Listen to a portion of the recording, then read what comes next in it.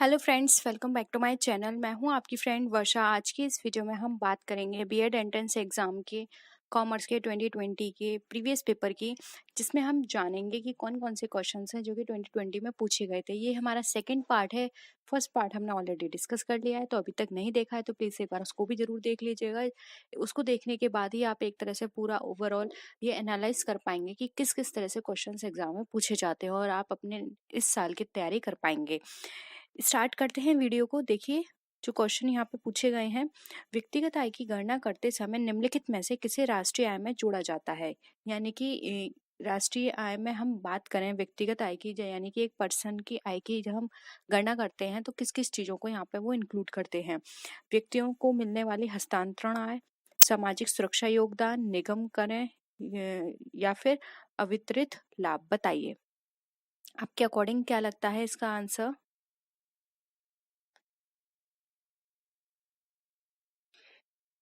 देखिए, राष्ट्रीय आय में जो जोड़ी जाती है वो है व्यक्तियों को मिलने वाली हस्तांतरण आय। तो ऑप्शन ए यहाँ पे हमारा राइट आंसर है। व्यक्तिगत आय उन सभी आय का योग होती है जो वास्तव में व्यक्तियों अथवा घरेलू क्षेत्रों द्वारा प्राप्त होती हैं। व्यक्तिगत आय जैसे कि एनएनपी में जब हम माइनस करेंगे अवितरित निगम लाभ और सामाजिक सुरक्षा अंशदान, और इस साथ ही साथ इसमें अगर हम प्लस कर देंगे व्यक्तियों को मिलने वाली हस्तांतरण आय और सामाजिक ऋण पर ब्याज, तो यहाँ पर हमारी व्यक्तिगत आय निकल कर आ जाएगी। ठीक है, तो यहाँ पर जो ऑप्शन ए है वो यहाँ पर हमारा राइट आंसर हो जाएगा। अब ये यहाँ पर क्या होगा, माइनस होगा, ये माइनस होगा, और यहाँ पर सामाजिक सुरक्षा अंशदान जो है ये भी यहाँ पर क्या है, माइनस हो जाएगा।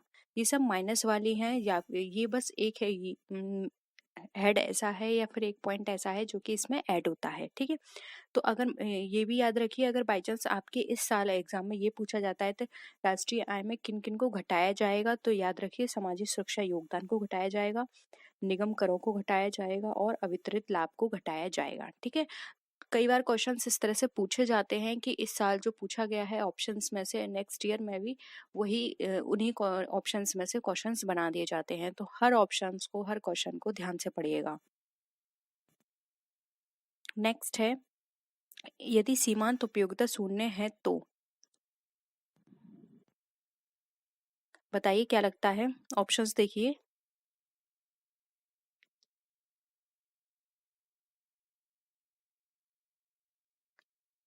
कुल उपयोगिता अधिकतम होगी, उपभोग की एक अतिरिक्त इकाई कुल उपयोगिता में कमी लाएगी, उपभोग की एक अतिरिक्त इकाई या फिर कुल उपयोगिता में वृद्धि लाएगी, ए व बी दोनों। बताइए।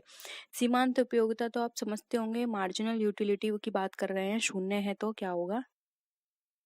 देखिए, अगर यहाँ पर बात करें मार्जिनल यूटिलिटी की, तो राइट आंसर होगा कुल उपयोगिता अधिकतम होगी। मार्जिनल यूटिलिटी हमारी शून्य तभी होती है जो हमारी जो टोटल यूटिलिटी यानी कि कुल उपयोगिता है वो हमारी मैक्सिमम होगी यानी अधिकतम होगी। किसी वस्तु के मानवीय आवश्यकताओं को संतुष्ट करने की क्षमता को उपयोगिता कहते हैं, यानी कि जिससे आपको सेटिस्फेक्शन मिले या फिर जिससे वो जरूरतें पूरी हो वो उपयोगिता में कहलाती है। फॉर एग्जाम्पल, आपने एक रोटी खाई, अब उस रोटी को खाने से, रोटी यानी कि ब्रेड का पीस जो आपने खाया, उसको खाने से आपकी भूख शांत हुई, यानी कि उसमें यूटिलिटी है। लेकिन फॉर एग्जाम्पल, अगर आपको प्यास लगती है और आपको पानी चाहिए, लेकिन मैंने आपको क्या दे दी, टी दे दी उसकी जगह, तो वहां पर यूटिलिटी आपको वो पानी वाली उससे नहीं मिलेगी। तो यानी कि टी में आपका गला जो सूखा हुआ है वो तो वहां पर ठीक हो जाएगा, लेकिन आपकी प्यास नहीं बुझेगी।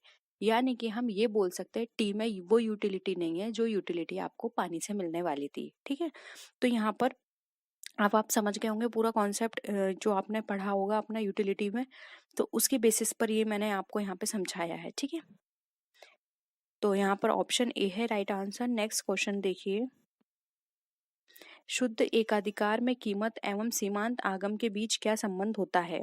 कीमत सीमांत आगम से अधिक होती है, कीमत सीमांत आगम से कम होती है, कोई संबंध नहीं होता, या फिर ये परस्पर बराबर होते हैं।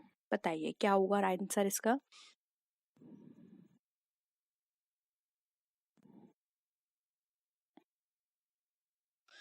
देखिए, यहाँ पे शुद्ध एकाधिकार में कीमत और सीमांत आगम के बीच संबंध बताया गया है, तो इन दोनों में जो संबंध होता है वो परस्पर बराबर रहता है।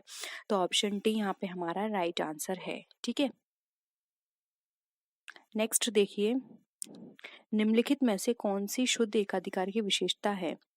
ऑप्शन है, निम्न मांग की कीमत लोच, फर्म के प्रवेश पर न्यून बाधाएं, निकट स्थानापन्न उत्पाद या फिर पूर्ण सूचना? बताइए।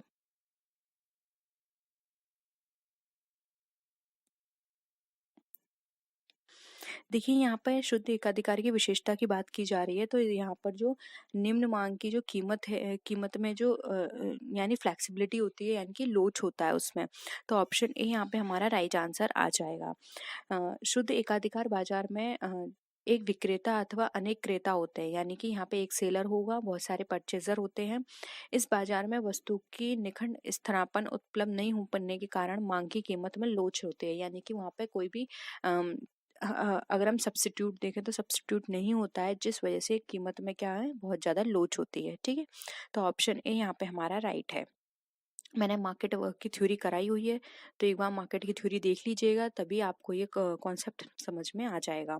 ठीक है, आप कोई भी चीज़ सर्च करें तो वहाँ पे माई कॉमर्स इन्फो लिखेंगे तो आपको वो टॉपिक मिल जाएगा। सारे टॉपिक मैंने कराए हुए हैं, तो प्लीज़ एक बार ज़रूर सारे कॉन्सेप्ट क्लियर कर लीजिए, तभी आपको ये क्वेश्चन समझ में आएंगे। नेक्स्ट है, एक व्यक्तिगत मांग वक्र दाईं और नीचे की ओर गिरा होता है क्योंकि।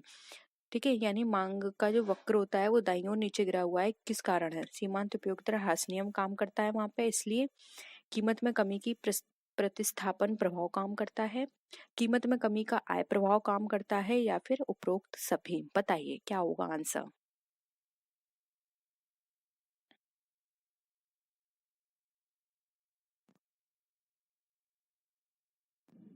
देखिए, व्यक्तिगत मांग का वक्र जो है वो दाईं ओर इसलिए गिरा होता है क्योंकि यहाँ पे जो व्यक्तिगत जो भी उपभोक्ता है उसकी उपयोगिता में कमी, निरंतर कमी आ जाती है। यानी कि आप कोई भी प्रोडक्ट कंज्यूम करते हैं तो पहले आपको ज़्यादा सेटिस्फेक्शन मिलेगा, फिर जैसे जैसे आपका जो आपकी भूख है या फिर जो आपका जो उससे जो आपको यूटिलिटी मिल रही थी वो धीरे धीरे कम होती चली जाएगी। यानी कि आप उससे सेटिस्फाई होते चले जाएंगे, तो वहां पर वो जो है वो उसमें आपके सेटिस्फेक्शन लेवल में वहां पे कमी आने लग जाएगी। फॉर एग्जाम्पल, आपको प्यास लगती है, एक गिलास पानी पीते हैं, आपकी प्यास नहीं बुझती, दूसरा गिलास पानी पीते हैं तो आपकी प्यास बुझ जाती है, तीसरे गिलास में हो सकता है कि आपको वो पानी नहीं पिया जाए, या फिर आप कोशिश कर लें तो वो आधा पिया जाए। तो इससे क्या हुआ, ह्रास में कमी आई। पहला गिलास आपने डायरेक्ट पूरा पी लिया, दूसरा आपने धीरे धीरे पिया, तीसरे में आपने या तो छोड़ दिया या फिर और धीरे धीरे पिया, तो इससे क्या हुआ, ह्रास में कमी आई। तो यहाँ पे ऑप्शन ए सीमांत उपयोगिता ह्रास नियम काम करता है, इसी कारण हमारा जो वक्र है वो दाईं ओर नीचे गिरा हुआ होता है। ठीक है, कॉन्सेप्ट यहाँ पे आपको समझ में आ गया होगा।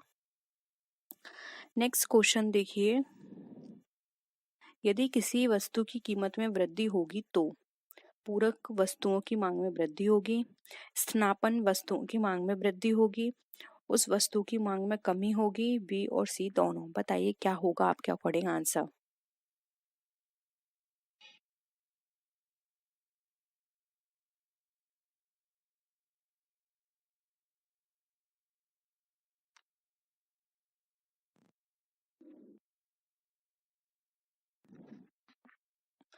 देखिए, यहाँ पर अगर हम बात करें वस्तु की कीमत में वृद्धि होती है तो देखो क्या होगा, आप प्रैक्टिकल सोच के चलिए, किसी भी वस्तु है, कोई भी वस्तु, उसकी मांग में कम, वो सॉरी उसकी कीमत में वृद्धि हो रही है, तो आप क्या करेंगे, जो भी स्थानापन, यानी कि स्थानापन का मतलब उसका जो सब्स्टिट्यूट है उसको खोजेंगे और उसकी मांग में वृद्धि हो जाएगी, या फिर और जो जो प्रोडक्ट है जिसका प्राइस बढ़ा है उसकी मांग में कमी हो जाएगी। यही दो चीज सोच सकती हैं। आप कोई भी मार्केट में कुछ भी चीज लेने जाते हैं और वो बहुत महंगा मिलता है, तो आप कोशिश करते हैं कि उस जैसा ही दूसरा प्रोडक्ट आपको मिल जाए कम प्राइस में, तो आप वो ले लेते हैं। तो वहां पे उसकी प्राइस, उसकी डिमांड बढ़ गई, और यहाँ पर आपने इसको छोड़ा प्रोडक्ट को महंगे के कारण, तो इसकी डिमांड क्या है, कम हो गई। ठीक है, दो कारण हुए, तो यही यहाँ पर ये बताया गया है, तो ऑप्शन बी सी दोनों सही है, तो ऑप्शन डी यहाँ पे हमारा करेक्ट होगा, बी और सी होता है हमारा। इस कारण हम या स्थानापन्न वस्तुओं की मांग में वृद्धि हो जाती है और उस वस्तु की मांग में कमी होगी। ठीक है, आई होप यहाँ पे ये आपको क्लियर है। नेक्स्ट है, निम्नलिखित में से कौन अल्पाधिकार की विशेषता नहीं है? फर्मों की कम संख्या, फर्मों की परस्पर निर्भरता का अभाव, फर्मों द्वारा कार्टेल यानी कि उत्पादक संघ बनाने की संभावना, या फिर उपरोक्त सभी? बताइए।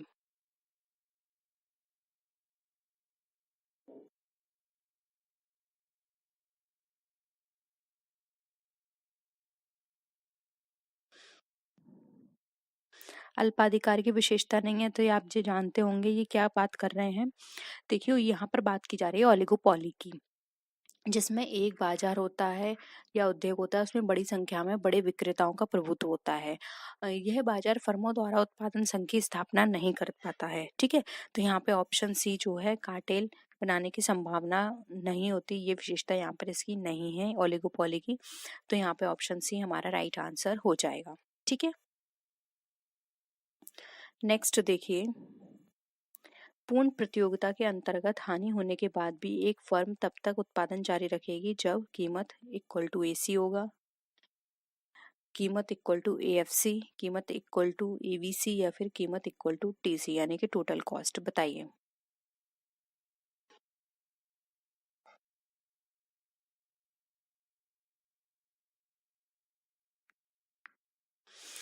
देखिए आप खुद ही सोचिए, कोई भी फर्म है वो बिजनेस कर रही है, तो वहां पर उसको हानि हो रही है, तो कब तक वहां पर उसको हानि को सहन करेगी। जब तक उसका जितना भी वहां पे खर्चा हुआ है वो तब तक उतना वसूल नहीं कर लेती, लेकिन जितना खर्चा हो रहा है उससे कम वसूल कर रही है तो वहां पर रोक देगी, लेकिन वो तब तक जारी रखेगी। जैसे कि फॉर एग्जांपल मैं किसी प्रोडक्ट को बना रही हूँ, उस प्रोडक्ट को पूरे बनाने में मुझे 50,000 रुपये लग रहे हैं और मुझे वहां पे 50,000 ही मिलना है, तो मैं एक बार को ये सोचूंगी कि चलो कोई नहीं, मैं बना के देखती हूँ, हो सकता है कि आगे जाके मेरा प्रोडक्ट है जो है, या फिर मेरी जो सेल है वो बढ़ जाए, तो मुझे फिर 50,000 से ज्यादा मिले। लेकिन अगर मेरे प्रोडक्ट में कमी आ रही है, 50,000 का मेरा खर्चा आ रहा है और मुझे वहां पर मिल रहा है सिर्फ 40,000, तो मैं वहां पर जारी नहीं रखूंगी। तो जारी बस तब तक रखा जाता है जब तक हमारी कीमत और जो हमारी टोटल कॉस्ट है वो बराबर होती है। तो यहाँ पे ऑप्शन डी हमारा राइट आंसर हो जाएगा। ठीक है, नेक्स्ट है, समसीमांत उपयोगिता नियम को जाता है, क्या कहा जाता है? प्रतिस्थापन का नियम, घटते एमयू का नियम, ऋणात्मक प्राप्ति का नियम, या फिर उपरोक्त में से कोई नहीं। बताइए।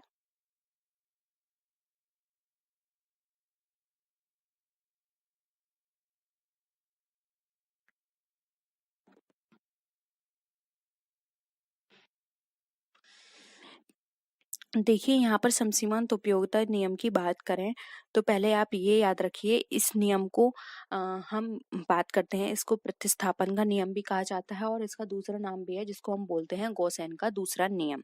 ठीक है, तो ऑप्शन ए यहाँ पे राइट आंसर है।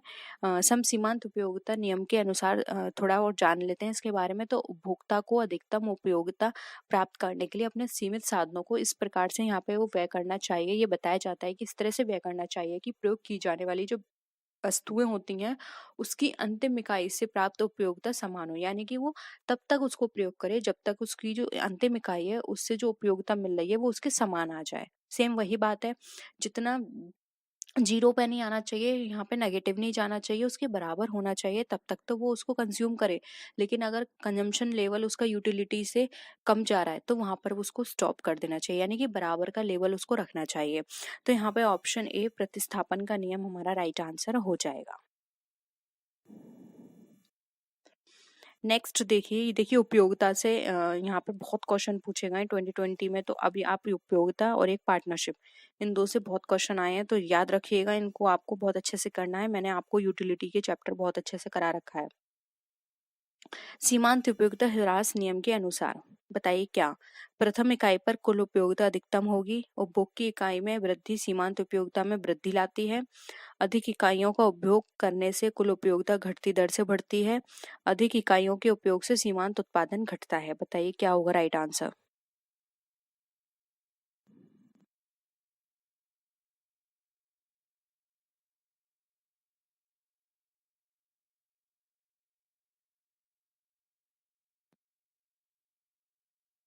देखिए अभी अभी मैंने बताया, जो प्रथम इकाई पर कुल उपयोगिता हमारी क्या होती है, हमेशा अधिकतम होगी, और जब तक उसकी आखिरी होगी वहां तक उसको क्या रखना है, लेवल में अपनी उपयोगिता रखनी है आखिरी इकाई तक। तो यहाँ पर ऑप्शन ए जो है वो हमारा राइट आंसर क्वेश्चन के अकॉर्डिंग हो जाएगा। ठीक है, नेक्स्ट देखिए, पूर्ण प्रतियोगिता से संबंधित निम्नलिखित में से कौन सा कथन सही नहीं है? ए ऑप्शन है, मांग की कीमत रोज अनंत होती है, ए आर और एम आर बराबर होते हैं, क्रेताओं को बाजार की पूर्ण जानकारी होती है, फर्में दीर्घकाल में अतिरिक्त लाभ अर्जित कर सकती हैं। बताइए क्या होगा।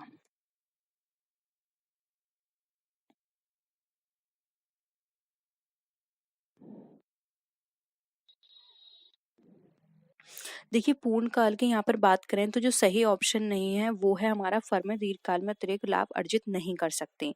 ठीक है, मांग की कीमत में लोच अनंत होती है, ये बिल्कुल सही है। पूर्ण प्रतियोगिता के अनुसार AR MR बराबर होते हैं, ये भी सही है। और क्रेताओं को बाजार में पूर्ण जानकारी होती है, यानी कि परफेक्ट नॉलेज की बात कर रहे हैं, ये भी बिल्कुल सही है।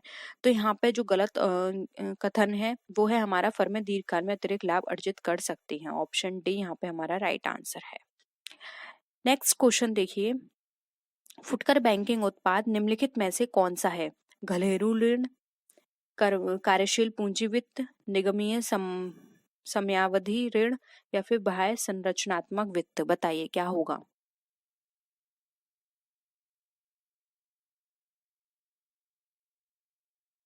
फुटकर बैंकिंग की बात करें तो देखिए इसमें जो राइट आंसर है वो है ऑप्शन ए। फुटकर बैंकिंग उत्पाद को ही घरेलू ऋण भी कहा जाता है, तो आप ये नाम याद रख लीजिए। घरेलू ऋण वाणिज्य बैंकों द्वारा अपने नियमित व साधारण उपभोक्ताओं को सेवाओं के रूप में दिया जाता है। ठीक है, तो ऑप्शन ए यहाँ पे हमारा घरेलू ऋण राइट आंसर है। अब नेक्स्ट क्वेश्चन देखिए, वैश्विक व्यापार के नियमों को निम्नलिखित में से कौन सा संगठन निर्गमित करता है? विश्व बैंक, अंतर्राष्ट्रीय मुद्रा कोष, विश्व व्यापार संगठन, अंतर्राष्ट्रीय वित्त निगम? बताइए।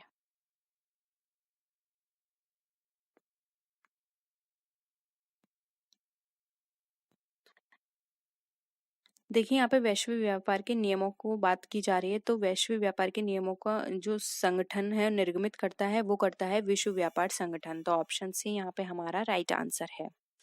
नेक्स्ट है, बैंकिंग क्षेत्र में ECS का अभिप्राय किससे है, यानी कि इसकी फुल फॉर्म बतानी है। E commerce service, equity component system, embedded cognitive science, electronic clearing service? बताइए।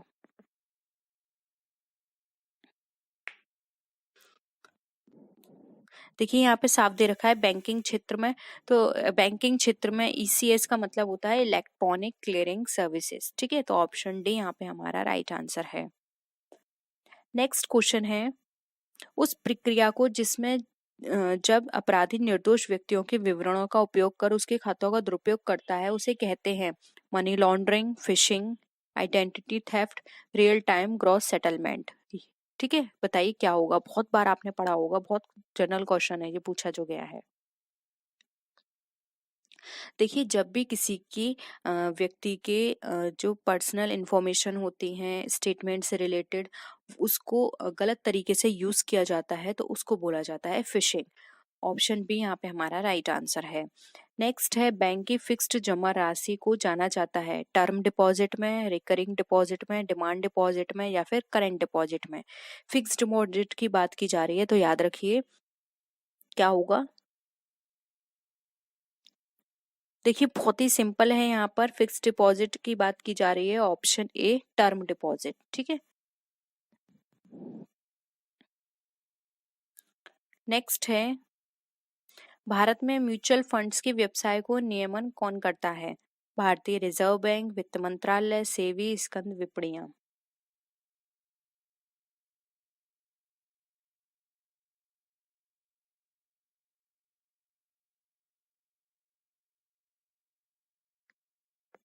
देखिए म्यूचुअल फंड की बात की जा रही है, अगेन ये भी मैंने आपको कई बार करा चुका है। म्यूचुअल फंड जो होता है इसका नियमन जो करती है वो है हमारी सेबी। ठीक है, stock exchange board of India, SEBI करती है इसका नियमन। ऑप्शन सी राइट है। नेक्स्ट है, अंतर्राष्ट्रीय पुनर्निर्माण तथा विकास बैंक जिसको विश्व बैंक भी बोलते हैं, की स्थापना कब हुई थी? 1944, 1945, 1951 या फिर 1961 में? बताइए। स्थापना की बात की जा रही है, याद रखिएगा। देखिए इसका जो राइट आंसर है वो है ऑप्शन नंबर ए 1944 में इसकी स्थापना की गई थी। और इसका उद्देश्य भी आप नोट कर लीजिए, इसका उद्देश्य था जो भी सदस्य राष्ट्र होंगे उनको पुनर्निर्माण और उनके विकास कार्यों में आर्थिक सहायता देना था इसका उद्देश्य। और इसका जो हेडक्वार्टर है वो भी नोट कर लीजिए, एग्जाम में बहुत पूछा जाता है। इसका हेडक्वार्टर है वॉशिंगटन DC में। ठीक है, नेक्स्ट आइए, वाणिज्यिक बैंकों का निम्नांकित में से कौन सा कार्य नहीं है? ऋण हेतु सुरक्षा का आश्वासन, क्रेडिट कार्ड्स का निर्गमन एवं प्रक्रिया, विदेशी विनिमय में लेन देन, मौद्रिक नीति का नियंत्रण। बताइए।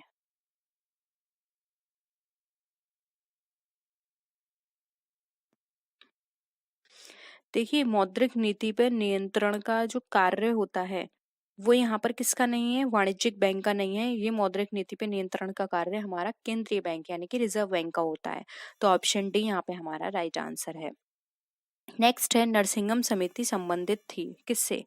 उच्च शिक्षा सुधार से, कर संरचना सुधार से, बैंकिंग संरचना सुधार से, या फिर स्वास्थ्य सुविधा सुधार से। बताइए।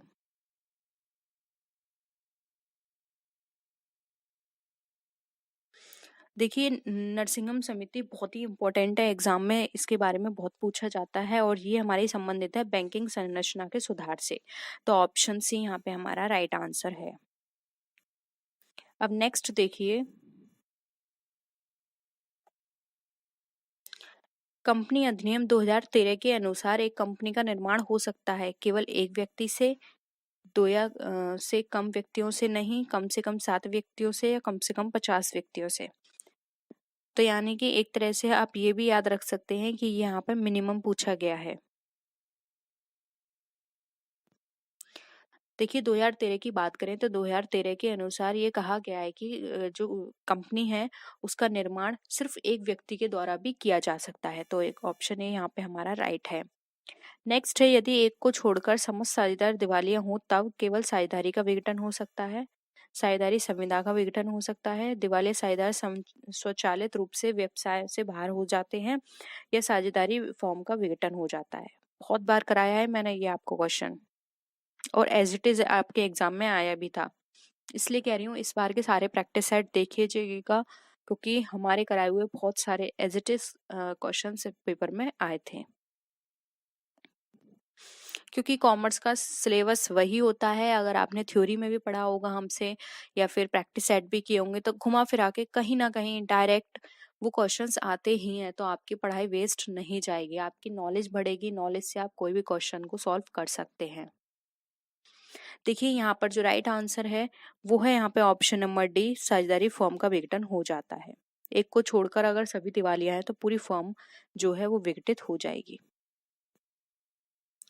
अब देखिए, ये भी क्वेश्चन अगर आपने जो मैंने कल कराई थी इंग्लिश की क्लास, कॉमर्स की इंग्लिश की, उसमें भी मैंने इस तरह के क्वेश्चन कराए हैं, तो वो देखिए तब भी आप ये क्वेश्चन सॉल्व कर लेंगे। ठीक है। XYZ साझेदार हैं जो लाभ हानि का वितरण क्रमशः 1/5, 1/3 तथा 7/15 के अनुपात में करते हैं। Z अवकाश ग्रहण करता है तो उसके हिस्से को X एवं Y ने 3/2 के अनुपात में लिया है। आपको यहाँ पे नया अनुपात बताना है। 11:2, 12:2, 13, 12:14, 10:12। बताइए। पहले तो आप सॉल्व कर लीजिए।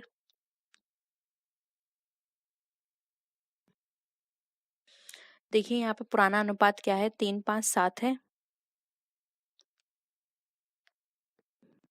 ठीक है, निकाल लेते हैं 3:5:7 कैसे आया पुराना अनुपात। देखिए, पहले पुराना अनुपात मैं आपको बता देती हूँ। 1/5 है और ये 1/3 है और 1/7 है, यो सॉरी 7/15 है। ठीक है, 7 बटे कितना है, 15। तो ये कितना हो गया, 5, वो 5, 3 और 15 का आप एलसीएम ले लीजिए, ये आ गया 15। और 1, 1, 7 को निकालेंगे तो देखिए यहाँ पर कितना हो जाएगा, 3, 5 और 7। ठीक है, अब देखिए 3, 5, 7 निकल कर आ गया आपका, तो ये आपका पुराना अनुपात क्या हो गया, 3:5:7। अब पुराना अनुपात आप याद रखिए 3:5:7, आप अपनी नोटबुक में लिख लीजिए। अब लाभ का अनुपात देखिए, लाभ का अनुपात क्या है, ये हमारा यहाँ पर क्या है, ठीक है, नया अनुपात यहाँ पर हमें ज्ञात करना है। तो लाभ का अनुपात क्या होगा, जेड जा रहा है तो एक्स और वाई का 3:5:7 आया था, तो यहाँ पर हो गया 7/15 इंटू 3/5। इन दोनों से ही आपस में अब बांटेगा लाभ का अनुपात। तो 3 सत्ते कितना होता है, 21, और 5 का 15 से यहाँ पे मल्टीप्लाई करेंगे तो आपका आ जाएगा 75, यानी कि 21/75। ठीक है। अब यहाँ पर आपको नया अनुपात निकालना है, तो पुराना अनुपात और लाभ का अनुपात आपको पता होना चाहिए। तो पुराना अनुपात भी मैंने आपको बता दिया और लाभ का अनुपात भी बता दिया। अब लाभ का अनुपात यहाँ पर कितना निकल कर आया, 21/75। तो देखिए पुराना अनुपात आप पहले निकाल लीजिए एक्स का। एक्स का पुराना अनुपात क्या है था, 3/15, ये एक्स का है। और लाभ का अनुपात क्या है, 21/75। ठीक है। अब इनको आप प्लस करेंगे आपस में, तो ये कितना निकल कर आ जाएगा, 75 और 15 का एलसीएम लेंगे तो नीचे 75 ही आएगा। ठीक है। अब यहाँ पर 15 और 21 ले लीजिए, 15 और 21 यहाँ पर आ गया प्लस में, तो आपका 15 और 21 को प्लस करेंगे तो कितना निकल कर आ जाएगा, 36। में अभी आपको जल्दी जल्दी बता देती हूँ इसका आंसर, क्योंकि ये सॉल्व करना है हमें पेपर।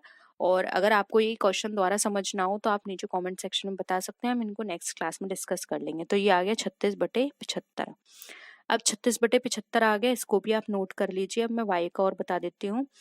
y का कितना निकाला था हमने, पुराना अनुपात 5/15। अब और यहाँ पर था 14/75 लाभ का अनुपात इनका। ठीक है। इसका लाभ का अनुपात नहीं निकाला था, तो जिस तरह से x का निकाला था उसी तरह से आप y का निकाल कर देख लीजिएगा। मैं आपको बता देती हूँ जल्दी आंसर इसका। 25 + 14 होगा, और यहाँ पर इसका एलसीएम लेंगे तो ये आ जाए 75। 25 और 14 को प्लस करेंगे तो 39/75 हो जाएगा। तो ये हो गया इनका क्या है, नया अनुपात। अब नया अनुपात इनका देखिए कितना निकल कर आया, उसका निकला था 36/75 और इसका निकला 39। तो 36 और 39, 75 कॉमन है वो हटा दीजिए, तो 36 और 39, 36 को आप और 39 कोई ऐसी डिजिट देखिए जो कॉमन हो। तो कॉमन डिजिट क्या है, 12, इसकी है 13, तो 12/13 इसका आंसर हो जाएगा, ऑप्शन बी। ठीक है।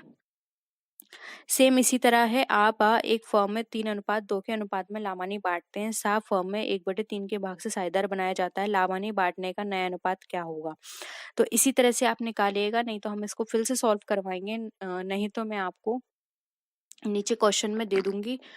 चलिए करवा ही देते हैं आपको, फिर आपको फिर प्रॉब्लम होगी। ठीक है, यही जगह है, यही मैं आपको सॉल्व करा देती हूँ।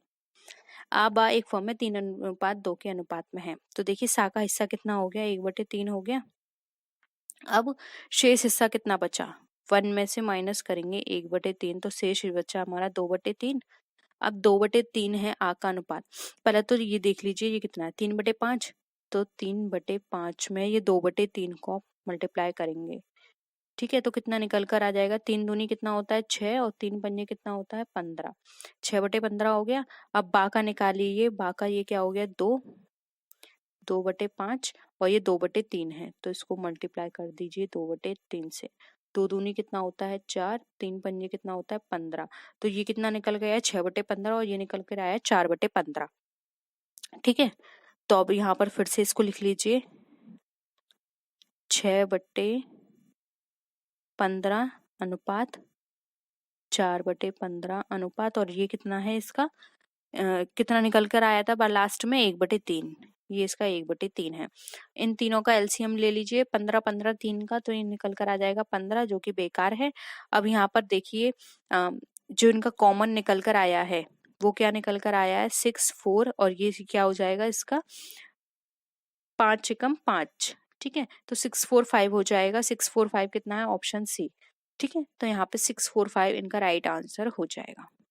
होप यहाँ पर ये भी क्वेश्चन आपको क्लियर है। नेक्स्ट देखिए, एक्स कंपनी लिमिटेड ने 28,80,000 की संपत्ति खरीदी। कंपनी ने क्रय प्रतिफल का भुगतान प्रत्येक 100 वाले ऋण पत्रों को 4 बट्टे पर निर्गमित करके किया। कंपनी ने संपत्ति विक्रेता को जो ऋण निर्गमित किए वे हैं कितने के, 30,000 के, 28,800 के, 32,000 के या 32,800 के, बताइए। देखिए निर्गमित ऋण पत्रों की संख्या आपको फाइंड आउट करनी है, तो बहुत ही आसान है, इजिली कर सकते हैं, जल्दी बताइए।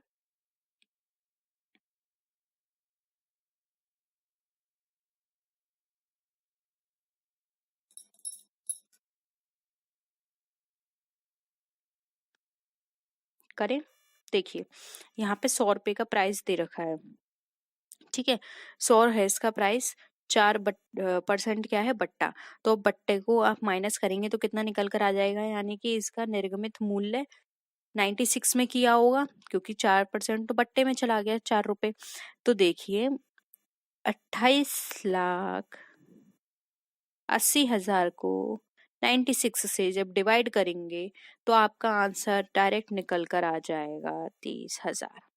ऑप्शन ए यहाँ पे आपका राइट आंसर है। ओके, क्लियर है ना, बहुत ही सिंपल था ये। नेक्स्ट देखिए, एक मशीन 4,000 में क्रय की गई है। मशीन का अनुमानित जीवन काल 3 वर्ष है। जीवनावधि के अंत में 32 रुपए अवशिष्ट मूल्य प्राप्त होने का अनुमान लगाया गया। मूल्य ह्रास दर की गणना ह्रासमान शेष पद्धति के अनुसार कीजिए। 7% प्रतिवर्ष, 80% प्रतिवर्ष, 75% प्रतिवर्ष या फिर 60% प्रतिवर्ष, बताइए। ह्रास निकालना है, बहुत ही सिंपल है।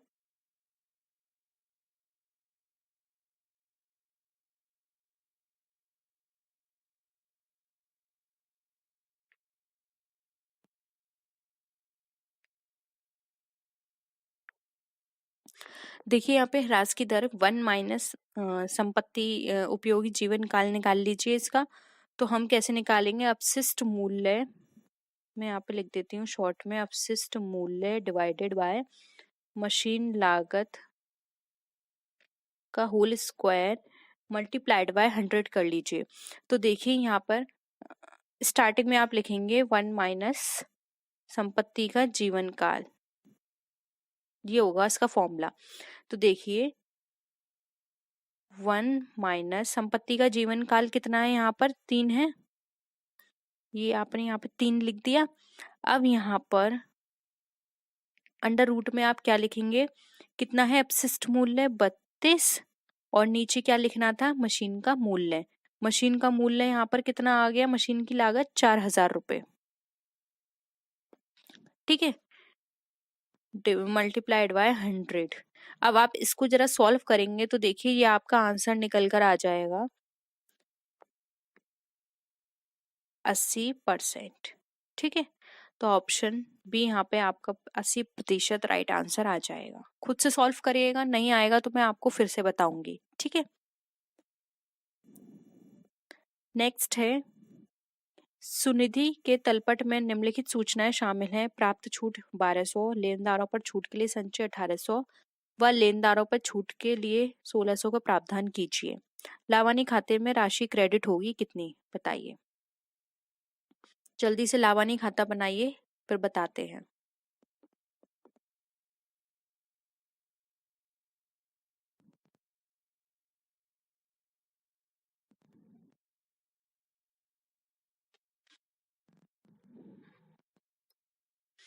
देखिए यहाँ पे बट्टे की बात की जा रही है, तो बट्टा आयोजन खाता बनाते हैं, ठीक है। आप इस तरह से कॉलम बना लीजिए, ये हो जाएगा आपका पर्टिकुलर, ये हो जाएगा अमाउंट, ये हो जाएगा पर्टिकुलर, और ये हो जाएगा आपका अमाउंट। प्रारंभिक शेष कितना है इसका, कहाँ पर दे रखा है, प्राप्त छूट 1200, ठीक है। तो पहले बट्टा खाता लिख लेते हैं, प्राप्त छूट बट्टे खाते की 1200, ठीक है। अब यहाँ पर इन्होंने दे रखा है लेनदारों पर छूट के लिए संचय 1800। अब छूट के लिए संचय है, यानी कि इनका पहले से यहाँ पे प्रारंभिक शेष बचा हुआ है 1800। फिर लेनदारों पर छूट के लिए 1600 रुपए का प्रावधान है, तो 1600 रुपए का प्रावधान है, तो अब ये प्रावधान अभी का बना हुआ है, तो अंतिम शेष इनका कितना है 1600। तो यहाँ पर 1600 और 1200 इनको आप प्लस करेंगे तो ये 2800 आ गया, और 2800 में से इस 1800 को माइनस करेंगे तो आपका जो आंसर निकल कर आएगा, जो शेष होगा वो आप यहाँ लिखेंगे। और ये शेष कहाँ पे ट्रांसफर होगा, जब ये हमारा बट्टा खाता बनाया गया तो बट्टे खाते का शेष इधर वाला कहाँ ट्रांसफर होगा, लावानी खाते में। तो ये हमारा हो गया पी&एल अकाउंट, पी&एल अकाउंट में 1000 रुपए गए, तो ऑप्शन ए यहाँ पे हमारा 1000 राइट आंसर हो जाएगा। क्लियर है, दोबारा से वीडियो को देखिएगा, कोई क्वेश्चन समझ नहीं आए टेलीग्राम ग्रुप पे स्क्रीनशॉट दीजिए, क्योंकि अब मैं आपको एक-एक क्वेश्चन यहाँ समझाऊँगी तो आपके और प्रैक्टिस सेट रह जाएँगे। आप मुझे पर्सनली वहाँ पूछ सकते हैं, हम वहाँ डिस्कस कर लेंगे। ठीक है? स्क्रीनशॉट दे दीजिए, हम वहाँ पे डिस्कस करेंगे। तो आज के लिए इतना ही। होप आपको आज की वीडियो पसंद आई होगी। वीडियो पसंद आई तो वीडियो को लाइक कीजिए, फ्रेंड्स के साथ शेयर कीजिए। किसी भी तरह की कोई भी क्वेरी हो तो प्लीज़ ज़रूर बताइएगा। मिलते हैं नेक्स्ट वीडियो में, तब तक के लिए टेक केयर। Bye bye.